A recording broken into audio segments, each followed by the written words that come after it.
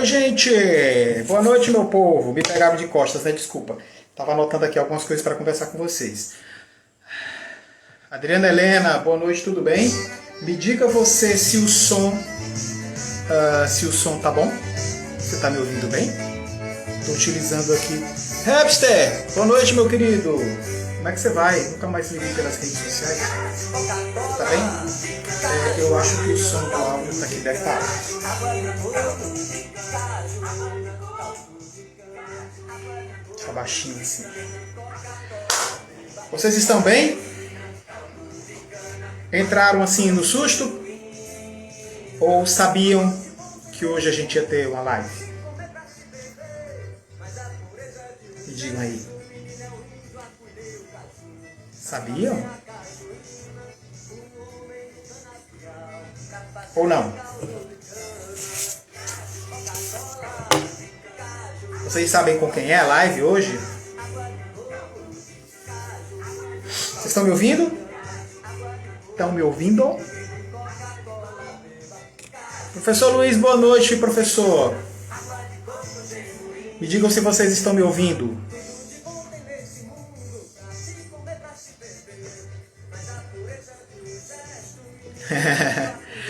Oi, Valdemir, boa noite, seja bem-vindo. Viana, tudo bem? Boa noite, seja bem-vindo. É Viana Garden, né? Maravilha. Pessoas, enquanto eu não...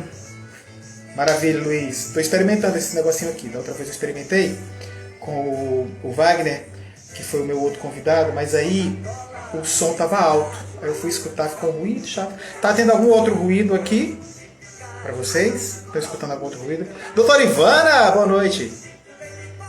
Me avisem, gente, porque depois que eu fui escutar a última live, tinha um ruído, e era o ruído do meu ventiladorzinho aqui que fica aqui atrás, porque eu carrego um pouco na luminosidade da sala, e aí esquenta, né? Eu não vou climatizar, porque senão ficou ruído do ar, então eu deixo o ventilador baixinho aqui. Só uma música boa. Obrigado. Bom, então eu vou começar, porque daqui a pouquinho ele já deve estar chegando, e como é a minha prática que sempre eu começo um pouquinho antes do convidado chegar. Esse convidado que está vindo aí, que alguns de vocês sabem quem é, porque já vieram informados da presença dele, e outros não sabem, que às vezes a gente está online e vê que alguém está fazendo uma live e entra, né? Então esse meu convidado de hoje é uma pessoa que eu conheci já faz um certo tempo. Ele já conhecia o meu trabalho e com toda a suavidade que é peculiar a ele, a educação, nós nos encontramos, a gente transitava numa mesma praia, né? Eu sempre gostei de praia, sempre gostei de sol, apesar dessa cor que está desbotada. Mas eu sempre gostei muito. Boa noite, meu produtor Capucho. Boa noite, Gugu. Sejam bem-vindos. Por favor, participem. As coisas que a gente vai conversar aqui são importantes, que a gente vai falar sobre vida.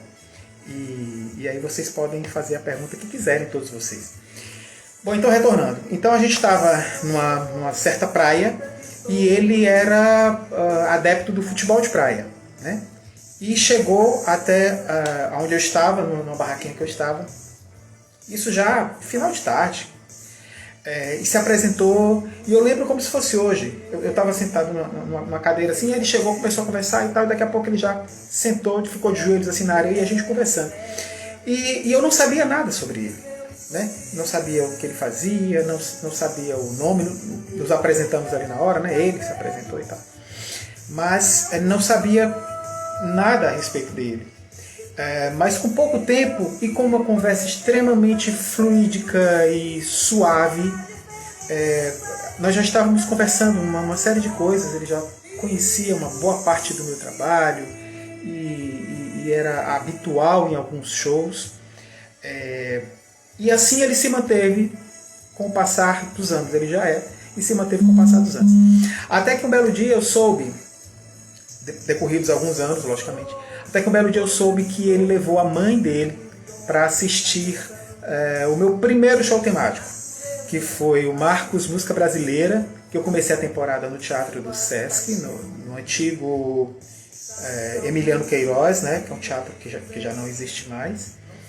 E ele levou a mãe dele. Depois dessa apresentação, nos dias dessa apresentação, foi uma temporada de 3 dias, os áudios foram gravados e editados, logicamente, que sem uma qualidade, né, muito grande, mas dava para você perceber do que é que se tratava. E ele já adquiriu e já levou para a mãe dele, enfim. E a mãe dele acabou se tornando fã. Boa noite, Carlito Matos. Você está bem? Seja bem-vindo, irmão. Então, depois de um certo tempo, isso decorrido um certo tempo, e aí eu vejo aquele rapaz concorrendo a um cargo eletivo, professor. Aí eu falei, é ele que, né, está concorrendo e tal. Aí eu vi, né, como ele se apresentava como professor e tal.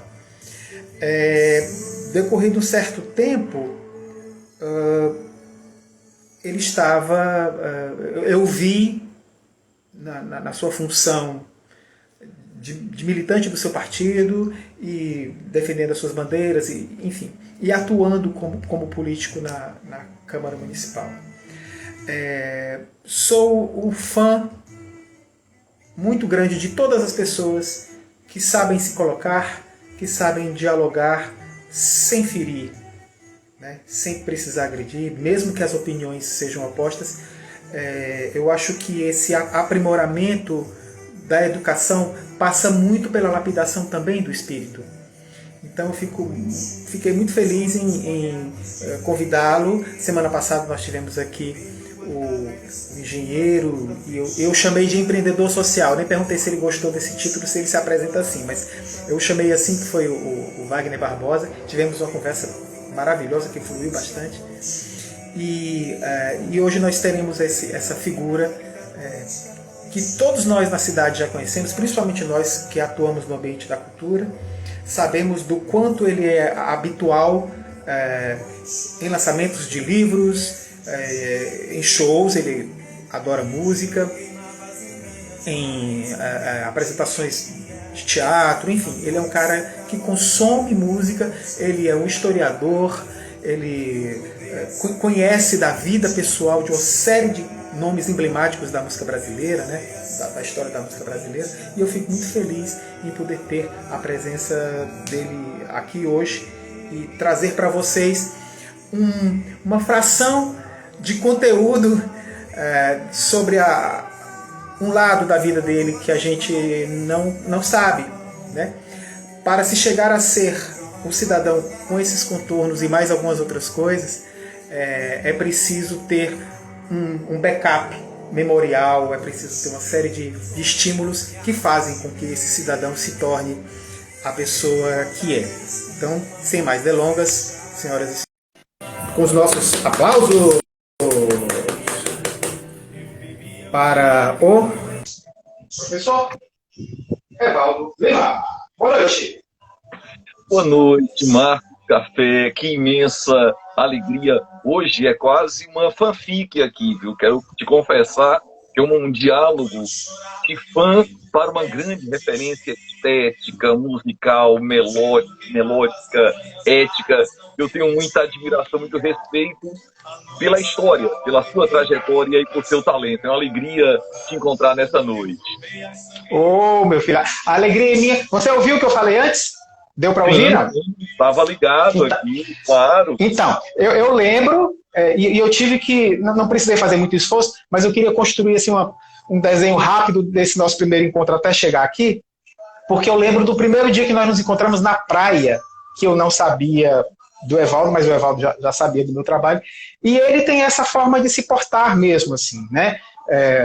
O Evaldo tem todos esses adjetivos e todos esses atributos que o envolvem, mas acima de todos eles está o fato dele ser um ser humano, e ele torna isso público, ele não se distancia de ninguém pelos cargos que assume, pela função que assume, enfim. Então vamos lá. Já fiz a minha breve abertura, e quero agradecer a todos que estão aqui presentes. Nós temos um público aqui que está orbitando e que entra e sai, então daqui a pouco a gente já vai ter a plateia que vai ficar até o final.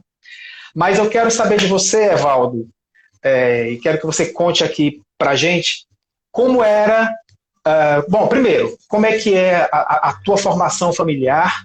Quantos irmãos? Papai e mamãe? As influências de papai e de mamãe? Onde era que vocês moravam? Onde vocês moravam? De onde vocês vieram? Se era de Fortaleza? Enfim, conta aí pra gente. Vamos lá, Marcos. Eu sou. Tem uma canção do Belchior e Toquinho, chama Pequeno Perfil de um Cidadão Comum.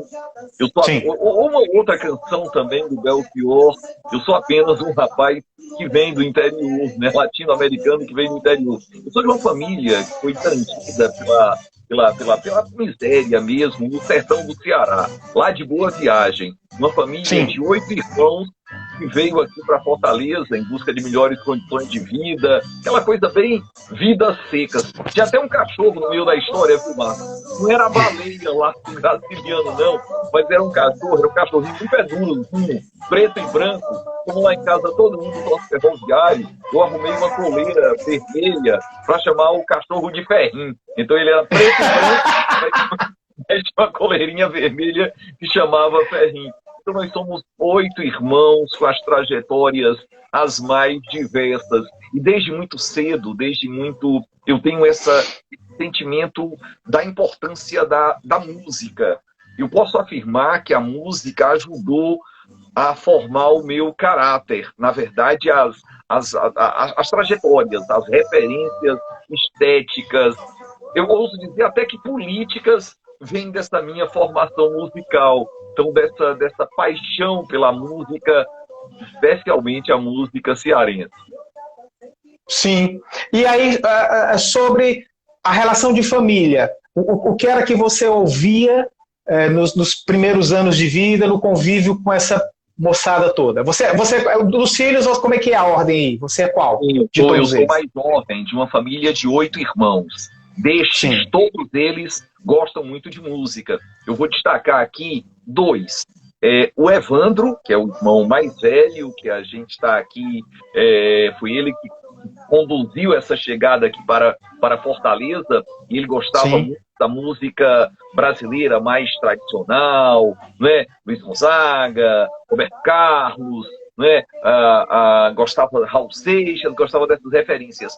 E a minha irmã, Elza Ferreira, ela é jornalista e ela gosta muito de música cearense e também música brasileira mais plural, Chico Buarque de Holanda, Belchior, Caetano. Foi ela que me apresentou, Marcos Café. Quero lembrar aqui, hoje é dia de TBT, hoje é quinta-feira. Foi ela que me apresentou, por exemplo, o Petrúcio Maia.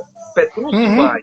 Então, aquelas canções do Petrúcio, as várias canções do Petrúcio que fazem parte da minha memória afetiva, que me ajudaram tanto em tantos momentos da vida, foi ela que me apresentou o Petrúcio. E aí, o velho Luiz Lua Gonzaga estava dando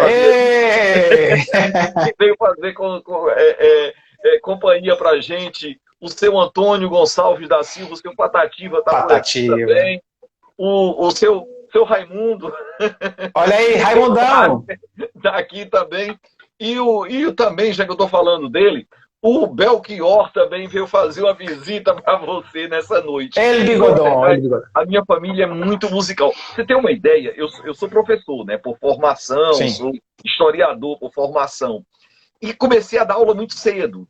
Com 16 anos, eu já era professor, já estava em sala de aula aí. 18 anos, já era professor de cursinho. Enfim, e meu amigo, tudo que eu ganhava, toda a grana que eu ganhava das minhas aulas, e professor nunca foi uma atividade muito remunerada, eu transformava em música. Então montei um acervo, eu tinha, para você ter uma ideia, eu tinha algo em torno de 12 mil LPs, bolachões, vinis, 12 mil vinis, era muita coisa. Ainda hoje eu tenho uns 10, 11 mil CDs aqui, quando houve essa migração do vinil para o CD, tenho muitos CDs, e a música continua fazendo parte, vai fazer parte de toda a minha vida. Isso é muito importante nessa construção.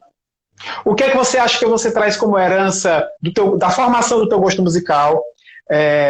Papai e mamãe não tiveram nenhuma influência nisso? Sim, porque você falou do seu irmão mais velho, né? Que trouxe o grupo para Fortaleza. Tem, é verdade. Especialmente aqui a minha mãe. Deixa eu contar também uma história para você. Você fez um show no Emiliano Queiroz, no Teatro Emiliano Queiroz, e eu levei a minha mãe para assistir. Minha mãe está com quase 90 anos. ela saiu tão emocionada, Marcos, porque você fez um repertório de... daqui a pouco tu lembra um pouquinho quais eram as canções, mas tinha de Tom Jobim a Dolores Duran, e eram músicas Noel, de... Dolores, Erivelto Martins. E eram músicas de dor de cotovelo, aquelas músicas muito sofridas, muito lindo demais. Sim. A mamãe com 90 anos de idade, quase 90, está com 88. Eu a levei para tomar a segunda dose da vacina agora. Estava lá cadastrada, a segunda dose da vacina, com uma alegria muito grande, a vacina contra o Covid. E aí, no percurso, eu monto um repertório no Spotify para que ela vá relembrando as canções. Aí monto aí um repertório de músicas que eu sei que ela gosta. Aí tocou, por exemplo, uma canção chamada Casinha Branca. Fiz uma casinha branca lá no pé da serra para nós dois Sim. morar. Aí a mamãe fez um comentário que me toca muito, toca o coração, a emoção da gente. Ela diz: meu filho, essa música é tão bonita que dá vontade de chorar.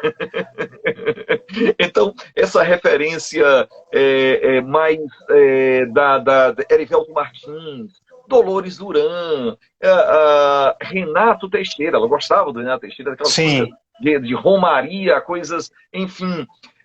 Gostava também do Gordurinha, Veja Você, né? E também do rei Roberto Carlos. O meu pai eu tive pouco contato, né? Meu pai acabou, abandonou minha mãe, abandonou a família e tal, e a mamãe trouxe a Sim. família toda para cá, então não tinha muito essa referência. A referência era mais materna, mais Lupicínio Rodrigues, Sim. algumas desses clássicos eternos da nossa música. Aí me diz uma coisa, como foi que você se decidiu pela história e por se tornar professor de história? O que foi que te conduziu por esse percurso? Veja que coisa, na verdade eu nunca projetei muito. Em relação a essa questão, eu nunca projetei muito. Eu venho também de uma certa militância política, de uma paixão pela literatura, pela história, que era um caminho natural. Quando eu fui fazer inscrição para o vestibular, estava com um amigo, uma dúvida enorme. E esse amigo disse: rapaz, eu não sei ainda, mas eu vou fazer história, porque eu acho que tem a ver com... Eu acabei embarcando nessa história. Eu acabei passando no vestibular para história na UF e em direito na UFC. Né? Aliás, somos colegas Sim, sim. na UFC, não sei se você lembra disso. Sim, mas claro, claro. temos algumas cadeiras na Faculdade de Direito da UFC. Então, eu acabei fazendo história por essa coisa assim, sem muita reflexão. E já no primeiro semestre, olha que loucura, Marcos, eu fazia o primeiro semestre na faculdade. E comecei a dar aula já no primeiro semestre e nunca mais parei. Eu não tinha dinheiro nem para pagar o ônibus para ir para a faculdade, estava voltando a pé da faculdade para casa. Aí um amigo era professor de matemática num colégio chamado São Paulo, ali na avenida da universidade, entre a Padre Cícero e a 13 de Maio, perto da reitoria da UFC. Estava voltando a pé para casa, aí tinha um barzinho chamado Recanto dos Poetas, que era o Rai, não sei se você conhece o Rai, que depois montou um bar também na Dufis e também lá no Piramu. Grande cara. Aí esse meu amigo, professor de matemática, o Ivens, ele disse: rapaz, tu tá fazendo história, né? Vai ter uma vaga para professor aqui no Colégio de São Paulo de história. Você podia começar lá, né? Conversar. E eu, muito cara de pau, acabei indo para lá. Fazendo o primeiro semestre, era cara de pau mesmo. Aí quando cheguei, a coordenadora me recebeu, foi muito gentil, a dona Ivone. Aí a dona Ivone disse: meu filho, você é muito novo, você não tem idade para ser professor, não. Mas vamos fazer um teste com você. Você vai dar aula, é aquela turma ali do terceiro ano, já era o terceiro ano do ensino médio, né? Antigamente era o segundo grau. Eu era o mais jovem na sala e passei meia hora gaguejando, e aqueles senhores e senhoras assistindo a aula. Contrataram um menino gago para dar aula. Acabei mas também te jogou no fogo, né? Jogou no fogo total. Mas, meu amigo, depois de meia hora, eu já estava inteiramente à vontade, falando do cotidiano, falando do debate político que acontecia naquela época. E, enfim, acabou sendo uma construção natural. Eu tenho muito orgulho dessa trajetória. Tá, aí assim, então assim, antes de você enveredar pelo mundo acadêmico, pela sua formação acadêmica, a militância já acontecia antes disso? Sim, sim, é verdade. A minha juventude, ela foi sob sobre a escuridão da ditadura militar, né? Eu peguei ainda os estertores da ditadura militar, de muito medo, de muito obscurantismo, que paradoxalmente também foi um período muito profícuo para a música brasileira. Para a música, sim, é. Né? Algo extraordinário. E especialmente a minha irmã Elza, aí fazia uma deferência a ela, que fazia teatro, que gostava do movimento cultural aqui em Fortaleza e do movimento político da cidade e que militava contra a ditadura militar, já fazia movimento estudantil. Ela acabou muito influenciando a minha trajetória, a trajetória do meu irmão Elias, que também veio dessa construção do movimento social, do movimento estudantil, do movimento comunitário, do movimento cultural. Então, antes mesmo da minha vida acadêmica, eu já vinha dos movimentos sociais. E na vida acadêmica também tem essa marca, né? Acabei sendo presidente de centro acadêmico, fui presidente do Centro Acadêmico de História na UES, do Diretório Central dos Estudantes da UES, militei também, enfim, nos diferentes espaços de atuação política, que naquele momento ainda havia um certo risco, né? Ainda havia um certo risco. A ditadura ainda deixava algumas marcas na sociedade, mas a gente vinha desse gosto da rebeldia e da liberdade e esse sentimento de que lutar vale a pena. Para a gente perceber essas coisas aqui, no final da ditadura militar, e aqui já é campanha da anistia, né? Campanha da anistia. Aí dialogando, por exemplo, com a música, amigo Marcos, eu lembro da canção do João Bosco e do Aldir Blanc, O Bêbado e a Equilibrista, né? Quando o João Bosco, a Elis Regina, que você interpreta e que você gosta tanto,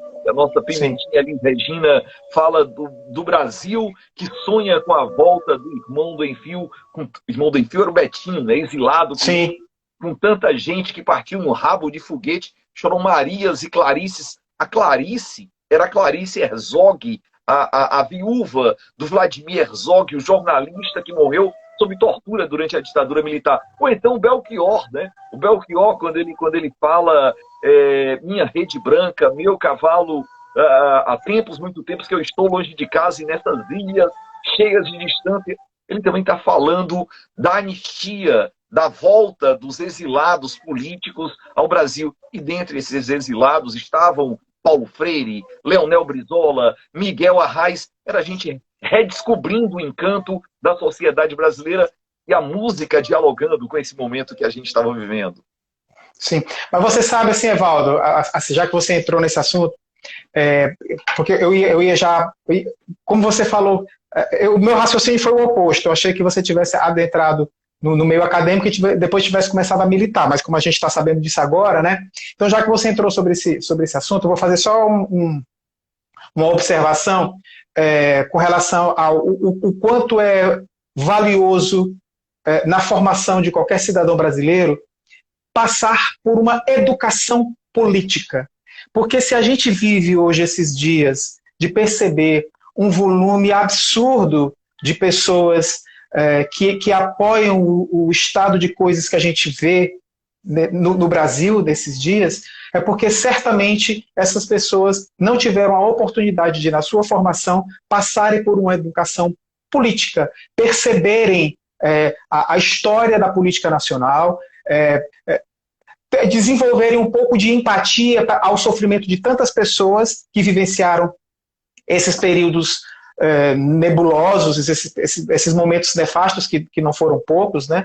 Mas assim, sem salvaguardar a ignorância, eu acho que é muito importante que nesse momento agora, e cada vez mais, as pessoas que têm esse raciocínio como o seu, que é um raciocínio cristalino sobre fatos históricos, que você tem uma memória prodigiosa, né? E você é um comunicador, depois a gente vai entrar no assunto da tua participação como comunicador, né, nos programas de TV, enfim, que como você se comunica na tua própria rede, né? Mas, enfim, o quanto se torna cada vez mais importante em dias como hoje, pessoas como você, que tenham essa formação, que tenham essa informação e essa capacidade de comunicar, poder exercer uma função nesse momento de um farol para uma série de pessoas que estão em trevas, entendeu? E as pessoas não estão em trevas porque queiram. Algumas, sim, né? Algumas levantam a bandeira do status que nós vivenciamos por considerar que o que está posto é o que as representa, né? Só que muitas delas nem sabem o que é que as representa, né? Porque ter uma situação como essa que a gente vivencia não é o esperado para ninguém que se diga humana, né? Não é para uma pessoa humana, né?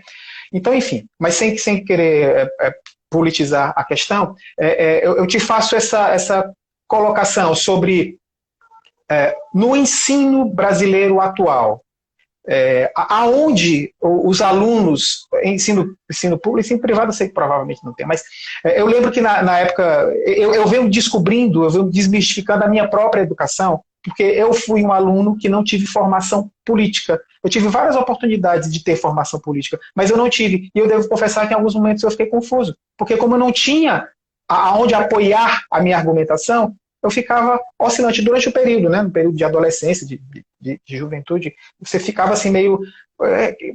o que é mesmo que é real de tudo isso?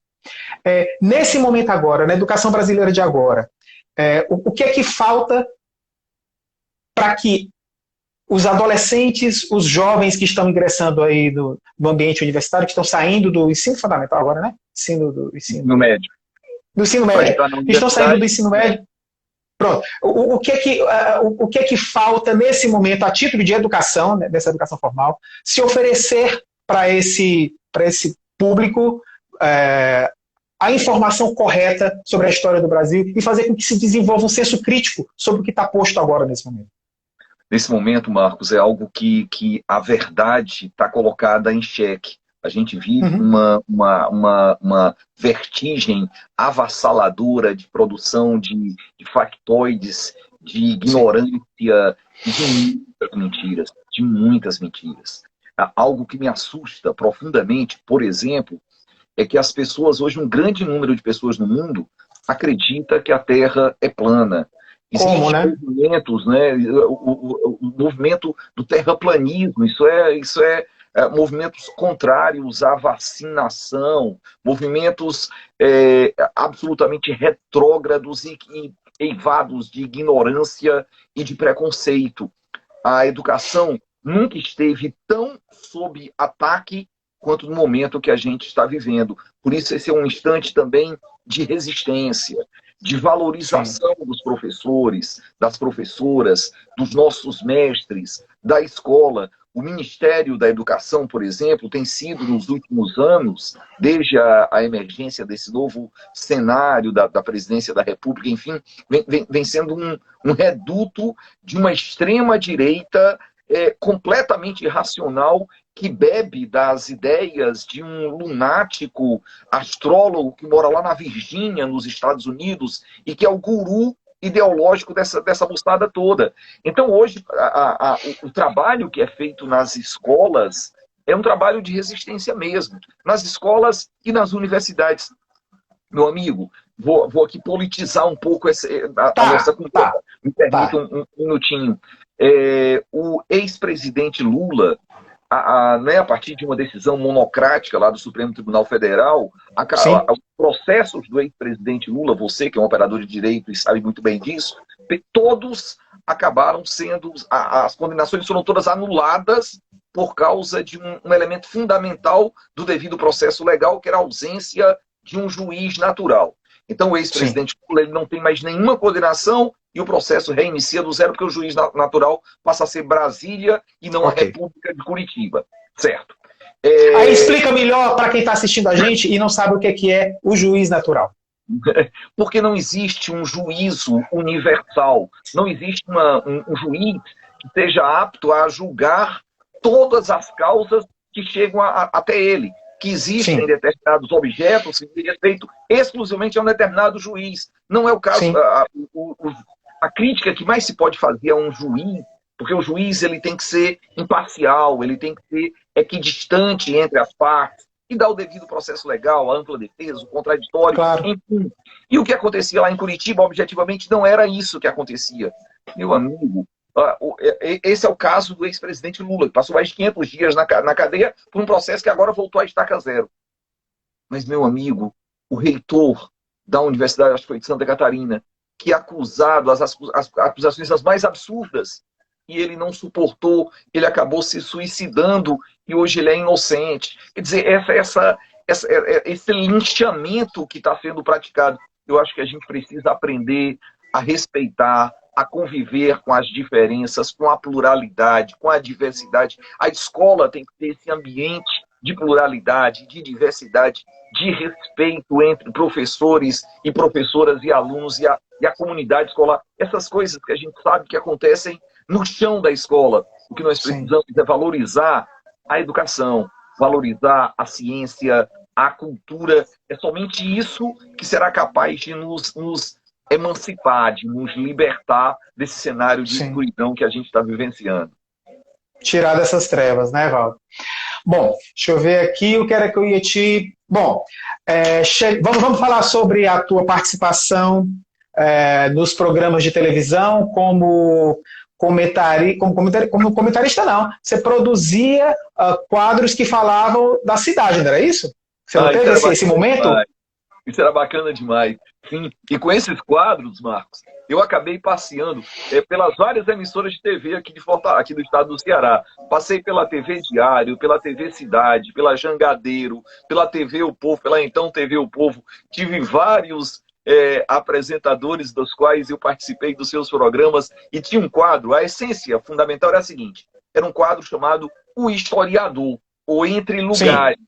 Em que eu saía caminhando pela cidade, ou num determinado ponto da cidade, ou um prédio, uma personagem, e contar um pouco da história de Fortaleza. Eu costumo dizer que eu não moro em Fortaleza, eu namoro Fortaleza. Essa relação de paixão com a nossa cidade, com Fortaleza, com o estado do Ceará, com a nossa memória, com a nossa história. Então a gente fazia um trabalho, eu acho que isso era muito... Por exemplo, ia lá no passeio público e contava um pouco das histórias do passeio público, da Praça dos Mártires, lembrando a história dos mártires rebeldes confederados que foram executados ali no passeio público, Pessoa Anta, Padre Mororó, Carapinima, a prisão da Dona Bárbara de Alencar, a Dona Bárbara, a mãe do Tristão Gonçalves, que foi o presidente do Ceará na Confederação do Equador, a mãe do senador José Martiniano de Alencar.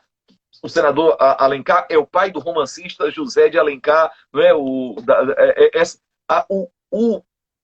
Era um programa-aula, né, meu filho?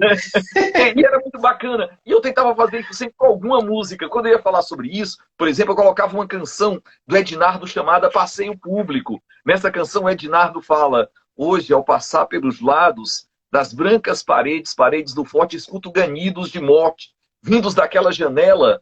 É Bárbara, sei que é ela, é Bárbara, sei que é ela, que de dentro da fortaleza, por seus primos e irmãos, joga gemidos no ar. Que sonhos tão loucos foi Bárbara sonhar. Essa Bárbara é a Bárbara de Alencar. Os sonhos loucos da Bárbara de Alencar eram sonhos rebeldes, republicanos, confederados da Confederação do Equador de 1824 ou da Revolta dos Padres de 1817. Então eu ficava falando um pouquinho das histórias do Ceará a partir dos lugares, dos locais, dos teatros. É algo que eu gosto muito de fazer. Eu continuo fazendo. De vez em quando no meu canal no YouTube tem um monte desses vídeos lá. Pois, homem, eu acho que a gente precisa retomar essa linha de raciocínio, porque ela exerce essa função de farolzinho histórico para um monte de gente que não tem esse tipo de informação. Isso é um desafio que eu fico me fazendo o tempo inteiro. Deixa passar essa pandemia que a gente volta às ruas para contar um pouco da história de Fortaleza, da história da nossa cidade. E é isso mesmo. O próprio sentido da cidadania é o conhecimento da cidade. Né? Eu lembro, os antigos gregos chamavam as suas cidades de polis. Né? Eram as polis, inúmeras polis gregas. E eles chamavam de política, aquilo que dizia respeito aos interesses da polis. A política é o interesse coletivo da polis. As cidades, as urbes dos romanos, eram as cidades. O próprio exercício da cidadania. O Tolstói dizia: só seremos universais quando conhecermos e amarmos a nossa aldeia. E o Ednardo aqui dizia: aldeia, aldeiota, estou batendo na porta para lhe aperrear. Então, na verdade, esse exercício pleno da cidadania se dá a partir do conhecimento da nossa cidade. Pronto. Aí você tocou numa coisa que, mais uma coisa que talvez nos una. Como você sabe, eu não sou instrumentista, né? Isso é um problema. Isso é um problema para mim, porque quando se pensa num intérprete cantor, me parece que já vem um violão acoplado. Eu não tenho esse violão acoplado. Então, na ausência dessa competência de ser um instrumentista e de ser um compositor, também não sou compositor, sou um compositor assim, bissexto, né? O Augusto é que diz que eu sou um compositor bissexto. Então, assim, dentro desse meu segmento de música, eu sinto muita falta de saber. Nós sempre fomos muito criticados pelos nossos contornos estéticos muito fluídicos, né? O que é especificamente, qual é a matriz que vem ali de Fortaleza, né? E tal. Então, assim, nessa minha ausência de competências para... o Wagner entrou! E aí, diretor, tu viu que já um monte de gente falou sobre o teu programa, né? Gente, daqui a pouco eu tento ler. Boa noite, amigo Marcos. Parabéns pela importante iniciativa de proporcionar esses debates. Valeu, Wagner. Fique aqui com a gente, por favor. Escute aqui as maravilhas que esse cidadão maravilhoso está contando pra gente. Muita então, gente assim, bacana aqui, viu, Marcos? Muita gente. Agora que eu estou reparando aqui, o André, jornalistas, amigos os mais diversos. A gente se encontra aqui nessa esquina virtual, nessa esquina do mundo. Maravilha. Então, assim, nessa minha ausência de competência para ser instrumentista e para ser compositor, eu me sentia cobrado por essa falta de referência histórica, né, sobre o que nós produzíamos no momento em que eu adentrei na música, né, que eu comecei a me jogar aqui nesse nosso mundo, e não saber o que havia sido feito antes. Então, na minha inquietação de iniciante, eu comecei a representar muito as obras daqueles que estavam por perto de mim, porque eram aquelas que eu reconhecia e que eu tinha acesso aos compositores, e que, de certa forma, você cria um link afetivo com o compositor e com a obra. Mas durante muito tempo, Evaldo, uma coisa que me inquietava era o fato de me sentir fortalezense, como se ser apenas fortalezense não me bastasse, porque eu sabia que em Fortaleza eu sou filho de uma mulher que veio de Itapipoca, meu pai era de Fortaleza, mas a minha mãe nasceu em Itapipoca e eu não conhecia nada da terra da minha mãe, então eu não conhecia nada daquela outra. Então me deu uma ansiedade, com o passar dos anos, me deu uma ansiedade de saber o que em mim me dizia cearense, qual era a minha cearensidade. Eu sabia que eu era fortalezense. Mas, então, assim, eu era fortalezense, eu era da praia, onde nós nos conhecemos, né?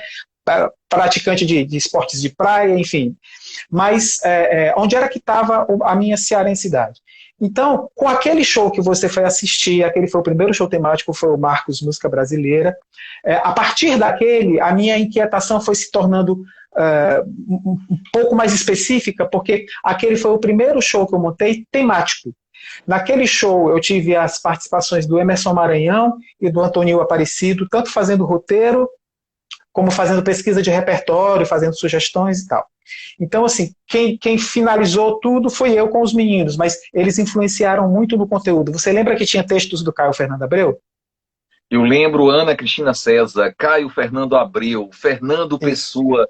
O que me fascina com o teu exercício, a tua presença de palco, o espetáculo, é que cada detalhe ali ele está pensado, né? O roteiro, a construção, a escolha do repertório, o rigor do repertório, o diálogo entre as canções, maravilhoso, viu, Marcos? De fato, extraordinário. É porque a gente tenta ser sensato, né? Para suprir as outras faltas, a gente tenta ser sensato. Mas quando chegou no final de 2004, voltando o gancho desse nosso vínculo também pelo apreço à história, quando chegou em 2004, deixa eu só fechar aqui esse negocinho que eu acho que está trazendo ruído. No finalzinho de 2004, eu já tinha feito uma série de experiências com trabalhos pequenos e tal. E aí eu pensei, eu sou tão cobrado, assim, eu me cobro, e também tem pessoas que, reconhecendo o meu trabalho, me cobram, que eu me manifeste dentro da estética regional, né? E eu sabia que era um desafio, Evaldo, porque as pessoas que são atreladas à cultura popular e ao regional, elas são muito fiéis à estética, né? Então, assim, qualquer elemento estranho, né? Elas estranham e estranho mesmo. Assim, qualquer elemento que eu falo qualquer ruído que não faça parte especificamente da estética natural, eles ficam meio assim, né? Achando, né? Então, assim, para ser sincero com o que eu estava fazendo e para não aparentar que eu estava querendo enganar ninguém, então, o meu primeiro homenageado, eu fui pesquisar o que era que eu já tinha na minha memória afetiva de canções que tinham correlação, que eram canções de matriz regional. Então, você acaba chegando no personagem que você apresentou aí, a estatuetinha dele, que foi o Luiz Gonzaga. Logicamente que a minha família, meu pai, minha mãe, meus avós, todos escutavam e me faziam ouvir, e essa foi a minha educação musical sobre o aspecto da regionalidade que eu tive. Ela não foi muito profunda, mas foi essa daí que eu tive.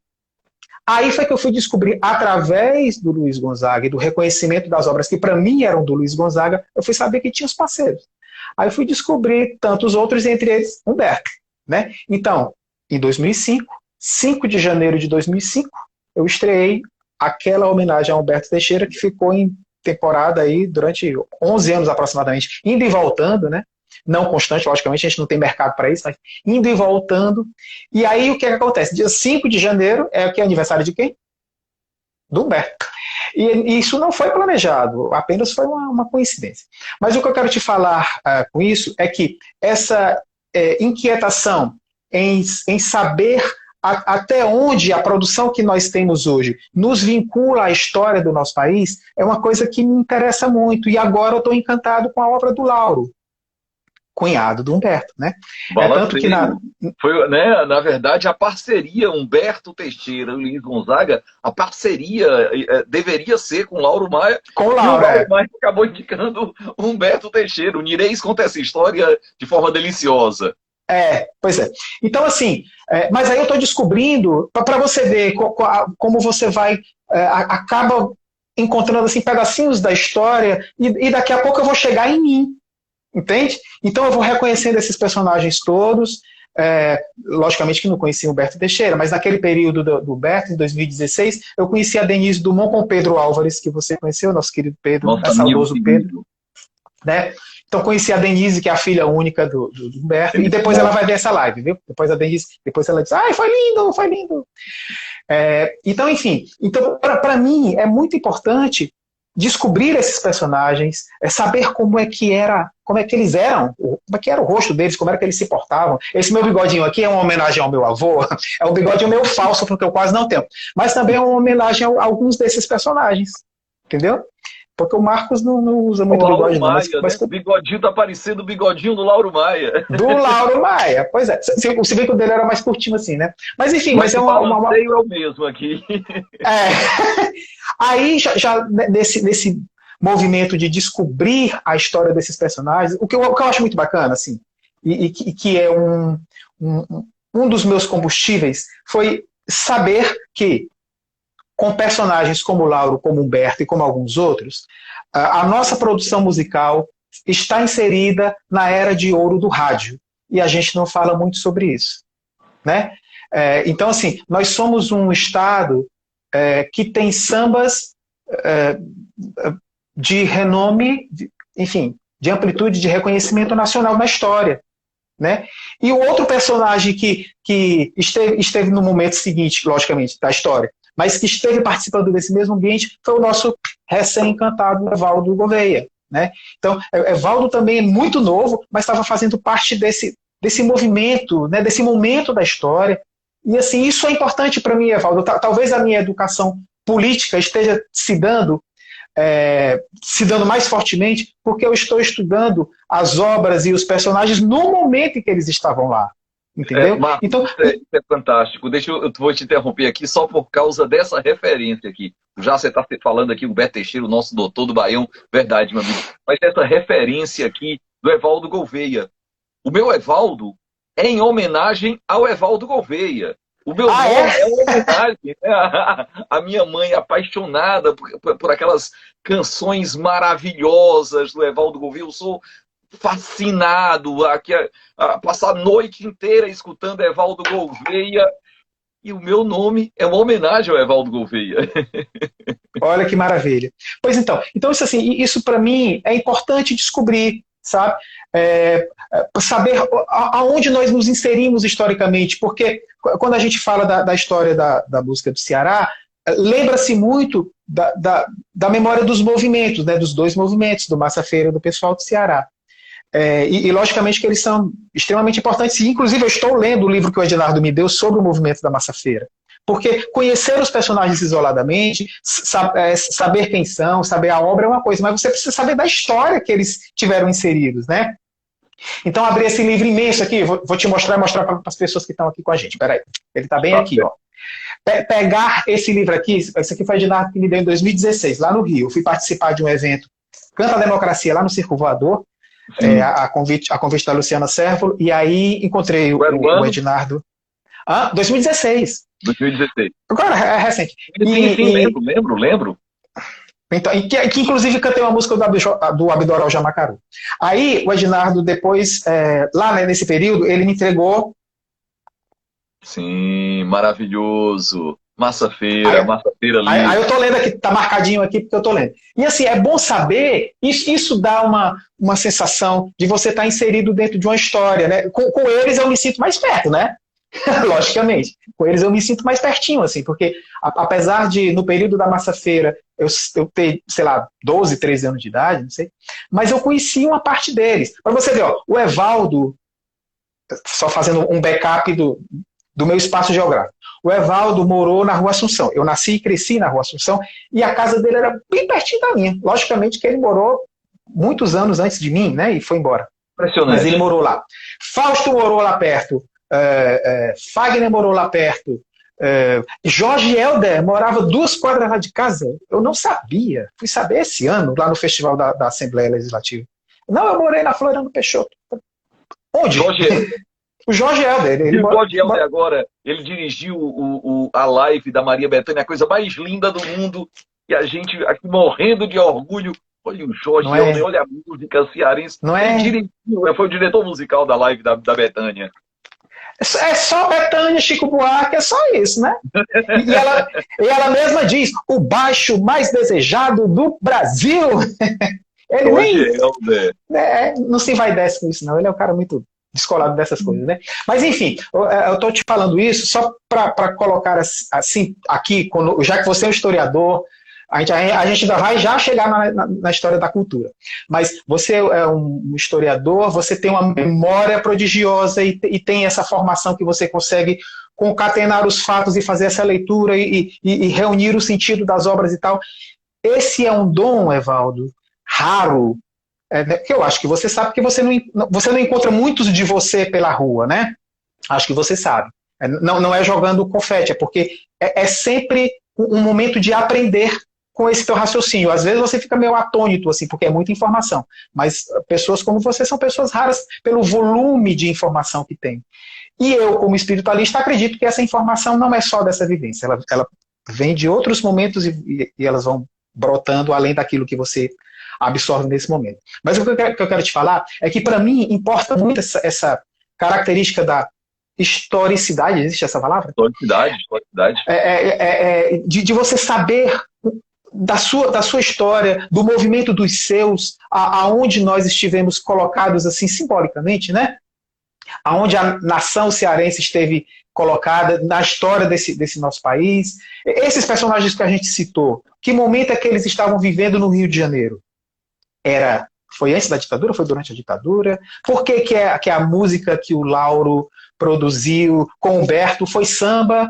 E por que o Cristiano Câmara disse que era um samba? O Cristiano fala isso num vídeo que eu assisti, num programa que eu assisti, não sei se foi a TV Assembleia ou se foi a TV O Povo, mas ele fala assim, que eles produziram sambas bem dentro daquele estilo carioca e tal. Ok, produziram, mas por quê? Né? Então, assim, esses fatos históricos me interessam muito, porque, de certa forma, eu estou fazendo parte da minha história no meu tempo.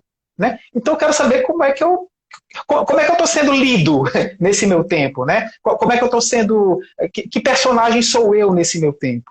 E isso é muito importante para mim, saber dessa narrativa, se eu encontrar outros livros que narrem a vida do Lauro, eu não sei se tem, narrando a vida, né? A obra, acho que o Inirês fez, né? Mas eu queria que contasse. O Calé escreveu um livro bacana, uma pequena biografia do Lauro Maia. Acho que o Calé Alencar foi. Então eu tenho essa curiosidade. Tem outros personagens que eu ainda nem cheguei. Gilberto Milfon, tem uma que era intérprete, né? Assim como eu sou intérprete, ainda nem cheguei no Gilberto Milfon. Mas quero chegar até ele, que de certa forma, esses personagens, quando chegavam no Rio de Janeiro, pelo menos é o que eu acho, quando eles chegavam no Rio de Janeiro, essas origens acabavam se perdendo porque o Rio de Janeiro era a capital federal. Então todos acabavam ali fazendo parte de um grande pacote de cidadãos brasileiros, né? Que estavam participando daquele movimento. Não sei, é uma impressão que eu tenho. Mas me dá vontade de poder voltar no tempo e ir para lá, entendeu? Só para assistir, só para ver como era que as coisas estavam acontecendo. Mas isso eu estou falando assim porque eu sei que você é um cara de história, de conhecimento, e isso é o que... E todos esses valores estão esculpidos assim na tua personalidade, né? Então vamos chegar na cultura.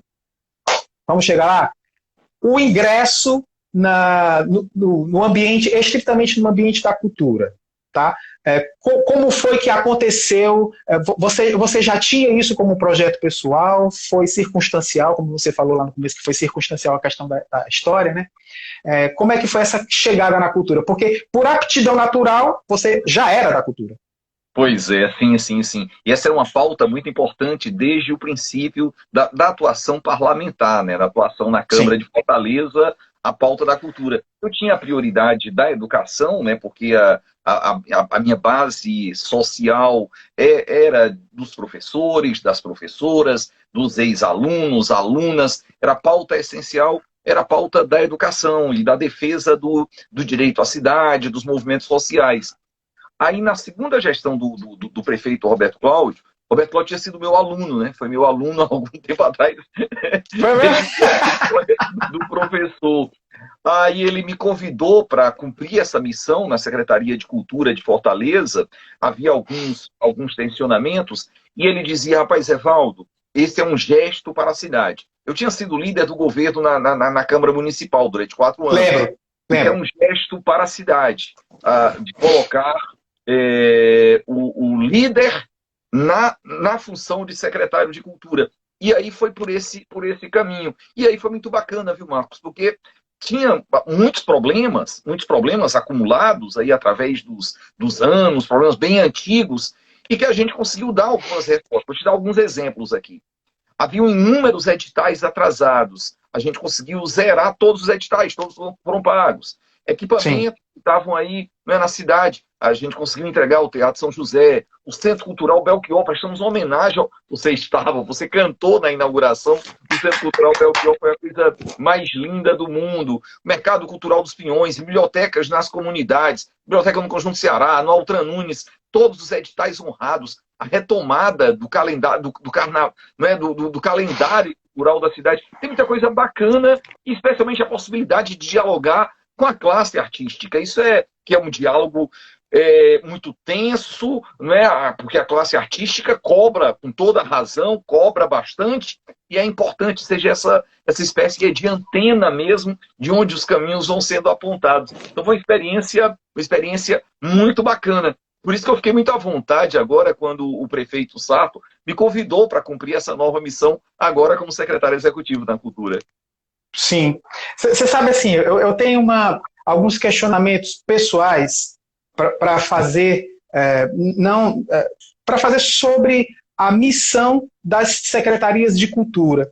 Porque eu acho, como a minha leitura da relação com a Secretaria de Cultura, ela se passa por um tempo relativamente grande, então eu percebo que as missões parece que foram sendo adaptadas, enfim. E tem até alguns momentos que eu digo, gente, pelo amor de Deus, eu estou achando que as secretarias de cultura estão assumindo o papel mais de secretaria da juventude ou secretaria de ação social do que uma secretaria de cultura. Então, entrando nesse assunto, Como é que você visualiza a missão das secretarias de cultura, desde o Ministério da Cultura, passando pela Secretaria de Estado? Quais são as missões das secretarias de cultura nesse momento no Brasil? Primeiro, eu quero prestar uma homenagem, uma deferência, um respeito a todos os secretários de cultura que me precederam, né? Desde a memória do Cláudio Pereira, do extraordinário, do cadeira voadora Cláudio, Sim. né? Do Barros Pinho, da Fátima Mesquita, do trabalho que foi feito pela Fátima Mesquita, o trabalho extraordinário que foi feito pelo Márcio, pelo o Magela. O Gilvan fez um trabalho maravilhoso. O Eupídio certamente já faz um grande trabalho na Secretaria de Cultura. Eu vou aqui dialogar com o ex-ministro da Cultura, Gilberto Gil. O ex-ministro da Cultura, Gilberto Gil, é que dizia: não cabe ao Estado fazer cultura, mas promover o desenvolvimento cultural da sociedade, criar possibilidades para o desenvolvimento cultural da sociedade, e que o acesso à cultura é um direito básico à cidadania. É algo tão importante como o acesso à educação, à saúde, à vida, ao ambiente saudável.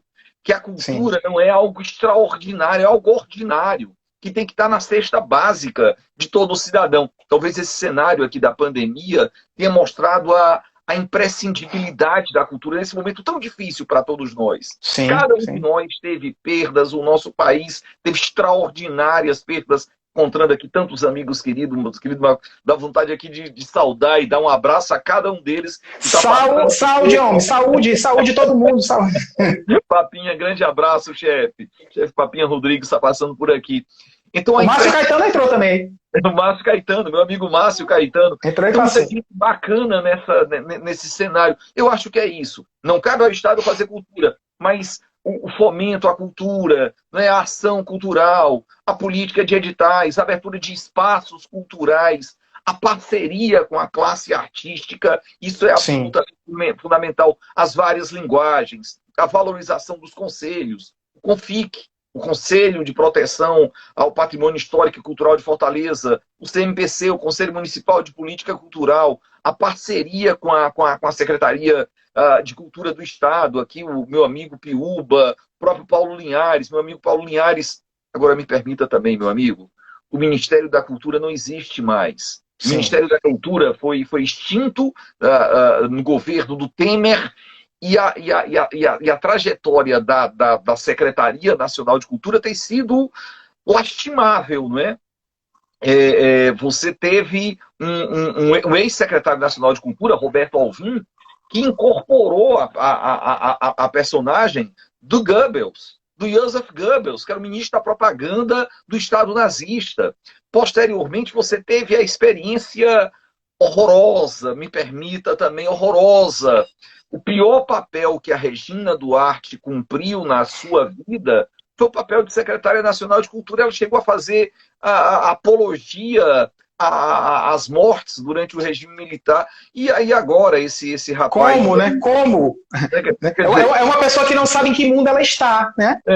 Então, o que a gente compreende como cultura? O que a gente entende como cultura? Cultura é usina de símbolos de um povo. É o que dá sentido aos nossos atos, é algo, a transversalidade de toda a ação política, da ação do Estado. E a gente está vivenciando um período muito, muito ruim, né? O que tem sobrevivido, o que nos ajudou bastante aí, foi a ampla mobilização, por exemplo, da classe artística. Aqui eu tenho que falar da minha amiga Jandira Fegali, de tantos nomes importantes, para, por exemplo, a lei Aldir Blanc, a lei da emergência cultural Aldir Blanc, que deu essa força para a cultura, inclusive aqui no Ceará, aqui na cidade de Fortaleza, e no estado do Ceará. A Jandira, nesse evento que aconteceu no Circo Voador, ela estava lá. Na verdade, ela ficou lá com a gente, né? Mas assim, eu muito encabulado, assim, né? Cheguei no próprio dia, ensaiei com o André Abujanra, com o Edgar Escandurra e os outros músicos que faziam parte da banda. Que banda, hein? Eu não Não lembro. Mas o Orlângelo Leal estava lá com a gente, ele estava fazendo parte da direção de cena, e aí eu me senti um pouquinho mais tranquilo, porque tinha ele ali perto, né? E a Jandira estava lá, mas assim, como é alentador você saber que no ambiente da política, onde as coisas as proposituras são colocadas e são defendidas de uma forma tão visceral, como é bom você ver que tem pessoas que estão dando a vida pelo coletivo, e como é bom você entender que naquele grupo tem aquele agrupamento ali que não está nem aí para o coletivo, né? Que não entendeu a natureza da sua missão naquele espaço, né? É muito importante a gente saber separar, e isso passa pela educação, você saber realmente separar o joio do trigo nesse ambiente, né, Valdo? Sim, sim, sem dúvida. E aí eu quero fazer uma deferência também muito especial ao doutor Vitor Studat, que é um militante da causa dos direitos culturais. Estou fazendo isso também porque o Vitor entrou aqui. Na verdade, Marcos, eu repito, isso aqui tem sido uma esquina maravilhosa, que a gente fica encontrando gente muito, muito querida, passeando aqui por essa nossa conversa, nossos amigos que vêm nos fazer companhia nessa noite tão especial. Vamos fazer mais live então, Evaldo. É uma forma de matar a saudade. A gente está tentando preservar a nossa sanidade, a nossa saúde e a nossa sanidade, procurando preservar esse isolamento, esse distanciamento social. Mas morreu o Alex, professor Alex, extraordinário, professor, um palestrante maravilhoso, um grande nome da educação aqui do estado do Ceará, professor Alex Viana. Uma alegria, viu, Alex? E tanta gente bacana aqui nessa noite, é muito bom. Eu acho que o melhor disso, além de matar a saudade de você, é encontrar tantos amigos e amigas aqui passeando por essa conversa. Pois não é? Gente, a gente não consegue dar a resposta para todo mundo, porque acho que vocês sabem, né? A letra é mínima e, além da letra ser mínima, tem umas horas que passa quase todo mundo ao mesmo tempo. Papinha Rodrigues, eu vou assinar por Papinha aqui, o Vitor, Magela, Rafael Madruga, Vanessa, Emanuel, Valdiana, Argos. Oi, Argos, Pepeu, Jaqueline Sampaio, Mário Sol. Mário Sol estava por aqui. O Léo lá do Porto. Léo, tu entrou aqui, tu é tão grandão, eu nem te vi chegar. Né, o Léo é imenso. Gente, muito obrigado pela presença de todos vocês. Só um cara iluminado assim como o Evaldo para fazer esse povo todo vir para cá, menino. Mas estou muito feliz. Irmão, uma coisa que me traz alento, assim, sobre o aspecto profissional, né? Uma coisa que me traz alento em ainda me dizer um profissional das artes, em ainda viver abraçado a essa missão, não ter largado o barco, às vezes, dá vontade, sim. Acho que a gente já conversou uma vez sobre isso. No momento que eu estava muito, mas esse momento se repete, às vezes, sabe? Então, assim, uma coisa que dá alento, para mim, eu acredito que para todo mundo, é saber que a gente tem essas luzes, né? Como é que chama aquela luzinha que fica apontando para o mar? Enfim, esses grandes holofotes, né? Que a gente sabe que a partir daquela luz ali a gente vai poder acessar a um caminho novo, a uma possibilidade nova, que assim como você tem outras poucas pessoas que estão, principalmente assim, próximas a gente, né? A gente tem, eu estou falando a gente, eu falo as pessoas que estão atuando no ambiente das artes e da cultura. Uma coisa que eu queria colocar aqui para as pessoas que estão aqui e para você, Valdo, de uma maneira genérica, quando a gente fala em cultura, o termo cultura é bem abstrato, né? Então as pessoas só ligam às artes, né? As pessoas que não são do meio só ligam a cultura às artes. Então, assim, eu queria só que você já falou, mas eu queria que você encerrasse aqui, já vou agradecendo aqui a presença de todo mundo. Muito feliz por você ter topado, avisar as pessoas que essa nossa live, ela fica salva no meu canal do YouTube, ela não fica aqui. Ela vai lá para o YouTube e eu deixo a programada para sábado. Próximo sábado a gente repete tudo isso que a gente falou. Vai estar lá no canal do YouTube, youtube.com/marcoscafé. Quem por um acaso quiser assistir de novo, Vai lá para o YouTube no sábado que assiste. Então, eu queria que você deixasse aqui, nesse momento, que você é o professor, é o político, é o gestor também que está no ambiente da cultura, que você dissesse aqui para as pessoas que estão nos assistindo o que é que a Secult se propõe a partir de agora, desse momento, enfim, encerra. Bom, na verdade, eu quero agradecer muito a você, Marcos, a cada amigo, amiga que nos visitou, que nos fez companhia. A gente nunca está só. Eu acho que cultura também é isso. É esse sentimento da coletividade, de perceber, Sim. Marcos, que você é muito importante, faz um trabalho extraordinário. Cada canção, cada verso que você interpreta acaba tocando no coração das nossas sensibilidades. Já falei isso para você várias vezes. Algumas das Foi. mais lindas canções da minha vida tem, na verdade, a sua interpretação. Então, para mim, é uma alegria muito grande estar nessa noite. Eu acredito que é isso. A cultura é o que dá sentido à nossa existência. É o sentido dos nossos atos, essa transversalidade de todos os saberes e os fazeres da humanidade. A gente está vivendo um período muito, muito difícil. O ministro Goebbels, lá do nazismo, que dizia: quando eu escuto falar em cultura, eu sinto a vontade de sacar um revólver. Nesse tempo em que está se valorizando tanto armas, o que eu quero é mais livro, mais música, mais filme, mais arte, mais cultura para viver. Muito obrigado por essa noite tão generosa, meu amigo.